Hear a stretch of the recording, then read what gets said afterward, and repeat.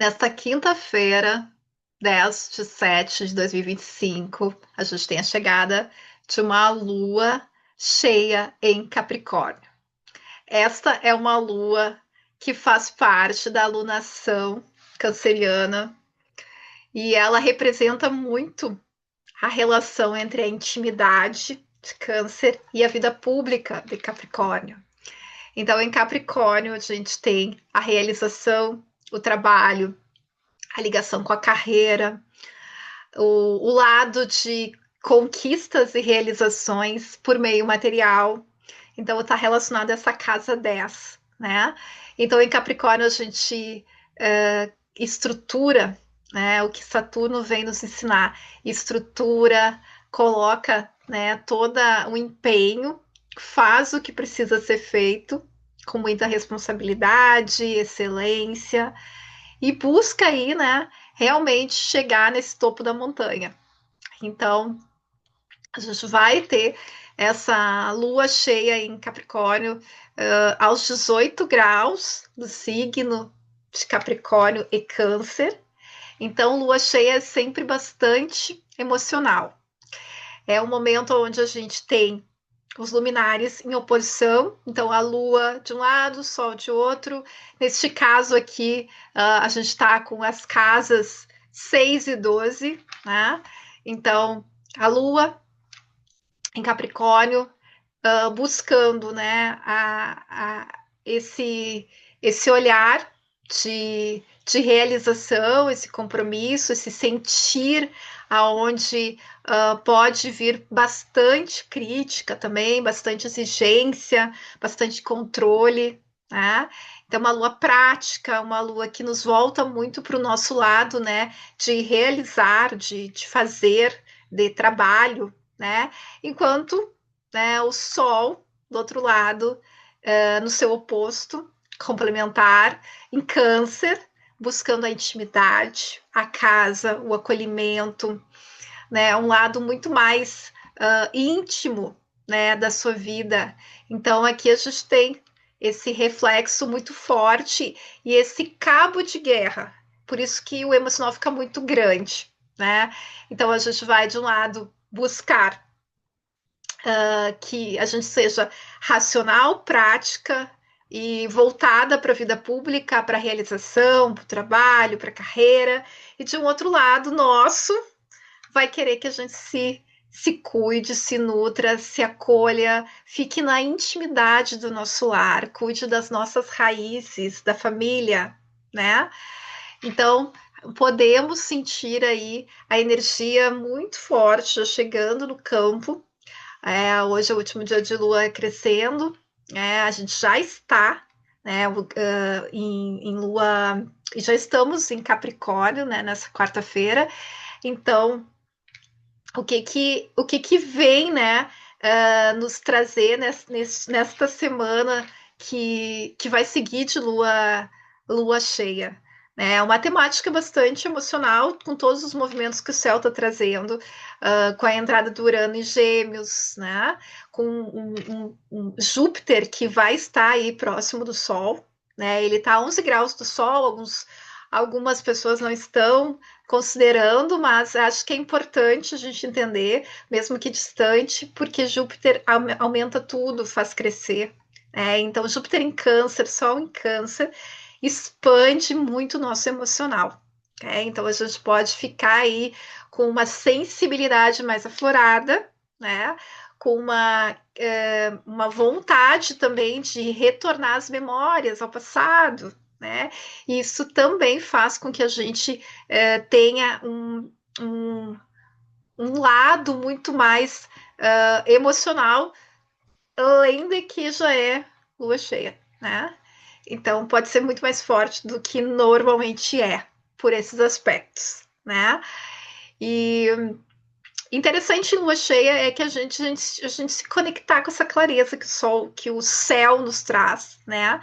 Então, o céu fica extremamente iluminado, nos trazendo luz, para a vida, e neste caso para as temáticas da vida pública, da onde a gente quer chegar, de como a gente quer ser vista, de como o nosso trabalho é importante, o que a gente está conseguindo estruturar com relação ao nosso trabalho para que a gente possa chegar a ter essa colheita, né?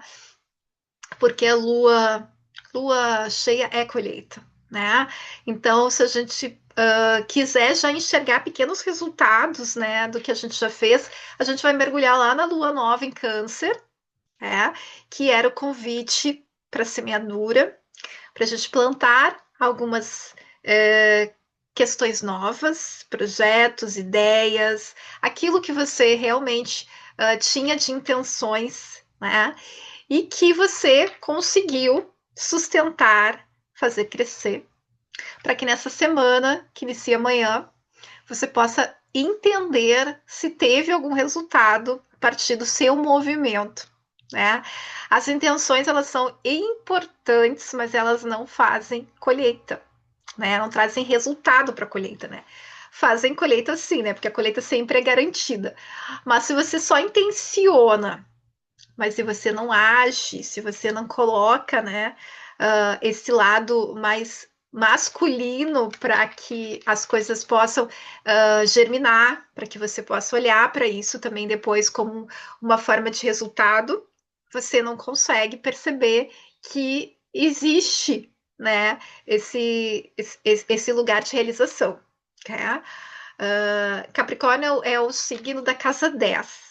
Para chegar na casa 10, a gente tem muito aprendizado. Né? A gente começa na casa 1 com Áries, a gente vai passando por Touro, que é o primeiro signo de terra, que vai construir e planificar aquilo que ele quer fazer crescer, que ele quer realizar. E ele está olhando lá para a casa 10. Mas na casa 2 ele começou o processo, né? E na casa 3 a gente já tem um lado muito mais mental, comunicativo, e a gente pensa, né?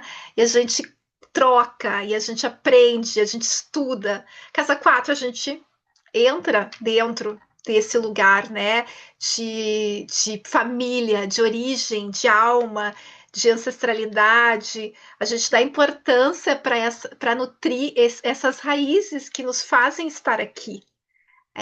Na casa 5 a gente já olha para o criativo, né, para o nosso projeto, para os nossos filhos, para as criações que a gente pode colocar no mundo. Nos colocamos no centro da situação, ativamos nosso poder pessoal com o leão. Né? Casa 6, a gente já está novamente aí no signo de terra, em virgem, aperfeiçoando aquilo que a gente começou em touro. E aí, aqui existe uma dedicação para o servir, né? Para o trabalho, não é carreira. Aqui é baixar a cabeça e fazer, é rotina, é disciplina, é buscar esse lado menos público. Né? Aqui a gente também tem um lado muito mais de não estar em evidência. A gente quer fazer e entregar. Né? Aqui a gente cuida da saúde. Casa 6, a gente olha para o nosso lado saúde física, né? Movimento, aqui é regido por Mercúrio, precisa ter esse movimento. Casa 7, a gente se relaciona, a gente busca entender as parcerias profissionais, as parcerias afetivas, né? A gente olha para o outro, a gente busca aqui efetuar um relacionamento mais longo, um casamento, né? Casa 8, a gente vai para dentro com o escorpião, a gente busca também compreender as nossas sombras, o mistério, o oculto, a sexualidade, os tabus, né? Aqui também a gente olha para o dinheiro dos outros, né? Como a gente recebe, como a gente lida com essa parte que não é nossa, né? De outras pessoas compartilhadas, heranças, financiamentos, essas coisas. Na casa 9 existe aí um movimento muito mais de exploração daquele mundo, né, que a gente quer conhecer e ir além com o Sagitário. Então, aqui também é a casa do mestre, a casa do ensino superior, né? É a casa da onde a gente lida com as crenças, com a nossa verdade, com os nossos ideais, filosofias, religião, né? A casa 10, casa de Capricórnio, que estamos falando desde o início, é a casa que nos conecta com a realização, né? Com o topo da montanha, com como eu quero chegar aqui, como eu quero ser vista pelo mundo. É a vida pública, né? E como que eu quero que as pessoas me enxerguem. Quem tem muito ponto aqui na casa 10 quer um reconhecimento muito mais forte na área do trabalho, porque sim, veio buscar esse lado, né, de ser vista, né? É necessário para o ego ser enxergada com todo esse reconhecimento público, né? A alma pede quando você tem pontos fortes dentro dessa casa, né? Fala também da sua liderança, fala bastante do seu poder, né? De liderar, de delegar, né? A casa 11, para fechar a mandala, né? Já que eu comecei. A casa 11, ela fala do futuro, dos amigos, do coletivo, dos grupos, né? É uma casa que nos conecta com a tecnologia, com o que está lá na frente, né? Então a gente tem um olhar aqui para o nosso futuro. E aqui também a gente se conecta com mais públicos, né? Então é muita gente, né? Então é massas, é grupos, é amigos, né? E a casa 12, para fechar, casa que fala do nosso inconsciente, que fala da espiritualidade, do invisível, do transcendente, da saúde mental, de como a gente cuida do nosso espírito, né? Então, para que a gente consiga chegar até essa casa 12, a gente passa por toda essa mandala. Cada uma tem um ensinamento. Atualmente nós estamos vivendo o ciclo de câncer, que é casa 4. Então, esse mês é muito forte. As temáticas de família e lar, intimidade, raízes, ancestralidade, passado, memórias. A gente pode estar vivendo mergulhada dentro disso, né? Isso faz bastante sentido para nós nesse momento. E o convite da lua cheia é para a gente compreender que, ao mesmo tempo que a gente está mergulhada dentro desse passado, dentro desse acolhimento, sentindo, né, o que Câncer veio nos ensinar a nutrirmos o nosso sentir, as nossas águas internas, né, o nosso templo. Ele também pede numa lua cheia que a gente consiga olhar para o oposto, consiga perceber que o oposto existe porque somos dual e Câncer não existe sem Capricórnio. Capricórnio não existe sem Câncer. Um precisa do outro, porque em Câncer eu não tenho esse pensamento da realização e da estrutura da Terra, porque eu sou água. E a água e a terra são dois elementos femininos, né? Eu não tenho, quando eu sou elemento água, eu preciso, né?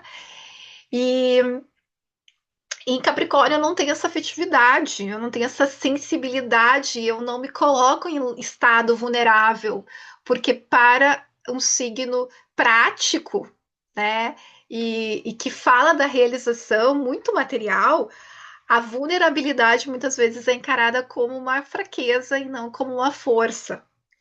Em Câncer a gente aprende que é força, que aprende que sentir é realmente uma das forças mais potentes que a gente tem.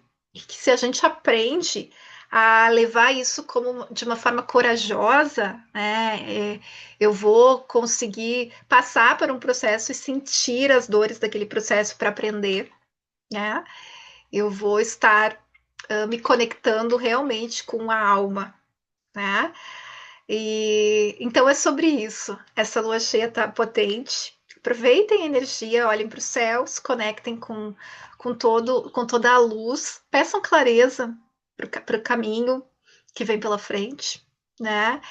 E me contem aqui como é que vocês estão se sentindo nesse movimento, o que está vibrando mais, né? O que tem aparecido mais dentro do campo de vocês nos últimos dias. Eu vou adorar saber. Um abraço e até mais.